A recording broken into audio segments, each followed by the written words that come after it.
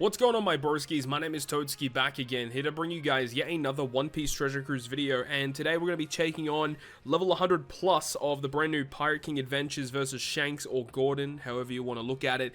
And the team today is a bit of an obscure one, but I think it should have some success. In theory, just from theory crafting the team, it does seem like it should work, so I'm excited to jump into this because this is probably the most difficult PKA that we've ever had.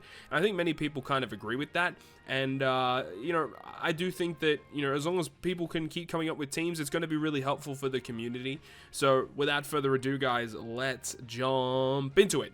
And we're not going to be taking on mini bosses, we're just going to try and make our way straight to the main boss. But let's see if we can find some cool stuff along the way. I didn't see any rainbow chests or favorite boxes, which is a bit of a shame. Yeah, that's no fun. That's no fun. Alright, well, we'll just land on some of these favorite boxes, see what we can get. I will still pick up some of the sake so that we can potentially level up to level 150 a bit quicker. But it's not going too well in that department. I guess we'll pick up some of the seafood pasta. I never really understood why it was seafood pasta. I don't know if that was Sanji's specialty or something, but look, it is what it is. I don't care about Sanji statues, so I'll just pick up the cola. Especially because there's a bunch of new ships on the way, you know, with the movie ships, the Grand Tesoro, the White Tiger, the Shiki Island, and there's another one as well. The bullet ship or whatever, the submarine, the catapult, I think it was called. I guess we'll pick up the gold statue, because why not? We're gonna skip. We probably should have landed on Zoro because he could have potentially given us some sake, which would have been nice. But either way, maybe we'll get some here. We get one. Okay, we take that. And we'll go ahead and land on Shanks. So this is going to be level 112 this time around. So we're getting up there. Let's go ahead and select our team and we'll talk about it once we get there. Alright, so this is the squad that we're going to trial out in this video today. So we're going to be using Whitebeard as our main captain, and I've already discussed in a couple of the earlier videos why Whitebeard is so good. His captain ability allows you to resist blowaway, which is just god tier for that Yasop stage. As for the rest of the characters, Uta friend captain, pretty straightforward. We have Frankie as the sub. This Frankie dude is so good in this content for multiple reasons. He deals with the special reverse on stage 4, but more importantly, he deals with the blindness on stage 5. It's really, really good that he does that. We have Momo because he does allow us to get around the end of turn, or he applies end of turn damage to deal with the resilience on the final stage. However, we have Shanks that also deals with the resilience on the final stage. So Momonosuke isn't really needed here, but you just need someone that can remove attack down and rainbow shield in Momo's position. So that really could be replaced by a couple of other characters. Shanks is here because he's a free-to-play unit for one. He's got an okay captain ability, which we'll need for stage 4. And that support attached to him, which is the Hawkins. Now, people may not understand what this is. This is actually Legend Hawkins, by the way. His support says that if you use the special, reduces damage taken by 30% and gives your side characters a 1.75 orb boost. So it's not really like the best orb boost ever. So that's our dedicated orb boost for our crew. Remember that if you activate an attack or an orb boost on the final stage, the enemy will interrupt that. And then we have Luffy and Yamato because we needed a Luffy enabling us to proc the effect of Uta. I didn't really want to use the new batch characters on the crew, even though I have them.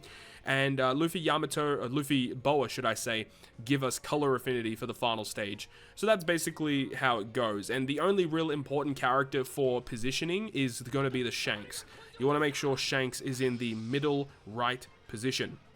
So first thing is first, we actually need to get some tandem slots. Well, we need one tandem slot because we're going to be using Uta's special on stage 3. So we do need at least one more tandem slot to break the barrier. And there we go, because both the captain abilities of Uta and Whitebeard both have abilities that state that it does increase the chances of tandem slots appearing. So it is nice that we're able to land that. But that's pretty cool. I mean, ideally, if we were somehow able to get the versus effect of Whitebeard, I mean, that would have been absolutely crazy. So we could have replaced Luffy and Boa with something else, and then just use the color affinity from the Whitebeard versus effect. But it's very difficult to activate, considering you need to hit perfects or consume tandem slots, which isn't really the easiest thing to do. We probably can get away with taking a couple of hits here. We just want to make sure that we have Frankie ready to go. And we are going to be hit with special reverse, so I guess actually we don't really need to be stalling much more here. I'll actually just kill these guys. And then we'll move on after this into the next stage. Lots of tandem slots, which we actually like to see that. hit it perfect there. And then we can go on to stage 3. So stage 3, Yasop, as we all know, he's just an absolute asshat, blowing away our bottom row. So we're going to resist that with the Whitebeard Captain ability. We're going to go ahead and use the special of Uta, which will give us the tandem slot guaranteed on her with slot change impossible, so that the enemy cannot remove it. And she'll give us the turn progress activated effect, generating the attack boost, the conditional boost, and all the goodies that come along with it. And the other thing that I guess is understated is her ability with the turn progress activated effect to remove special bind every turn that it activates, which is very key for stage 4 and also for stage 5. So from this point on, we just have to hit with 2 tandem slots and we are Gucci. Let's get it.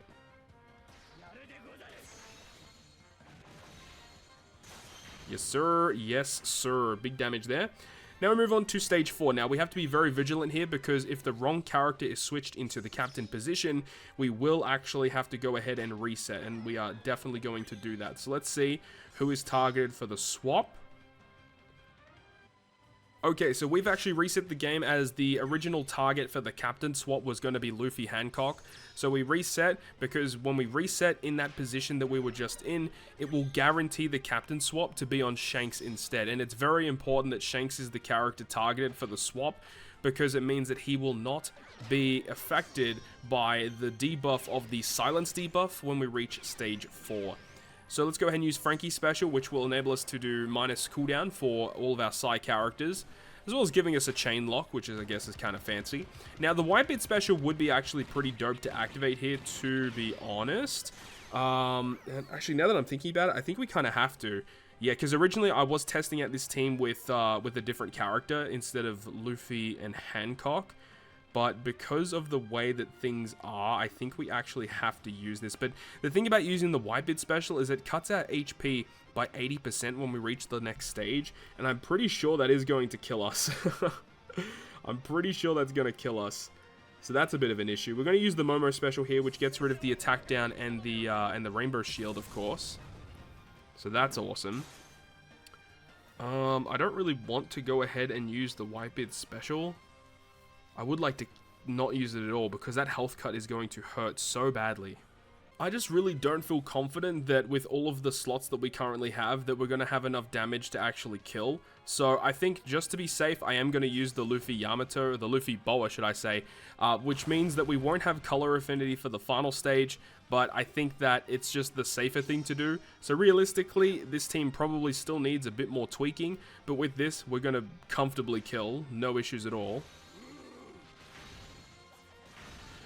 I'm not too sure if we would have had enough damage to kill. If we do have enough damage to kill that stage, then that's even better for this team.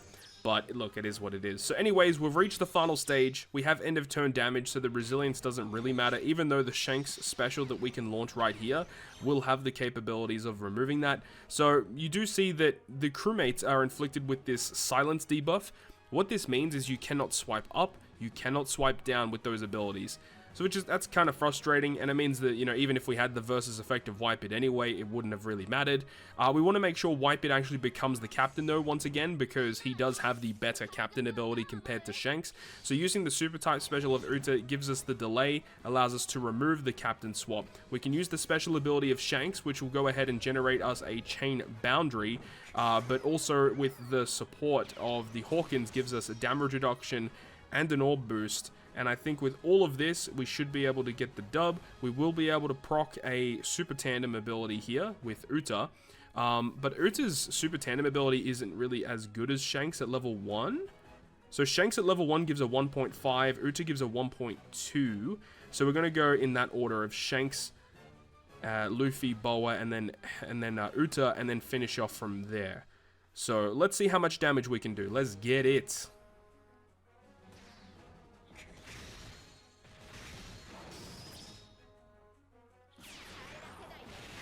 Boom, there we go. It's pretty cool, 218 million damage. I don't know how much damage this team would do overall. I would say it's probably in the range of like 500-ish, probably a bit more than that. So we'll see how things progress. Yeah, this team could definitely use some tweaking. You know, if you were able to have, instead of the Luffy Boa, if it was like Hongo from the batch, which was what I was testing, Hongo definitely works a lot better because he gives you an orb boost, gives you a full board of slots and stuff, but then you still need to find a color affinity boost as well. So yeah, this team can still use some tweaks, but overall it did still work up until level 112. But when you get up to the range of like around level 150, the enemy is going to have a lot of HP. We don't currently know, at least I don't currently know how much HP the boss has at level 150.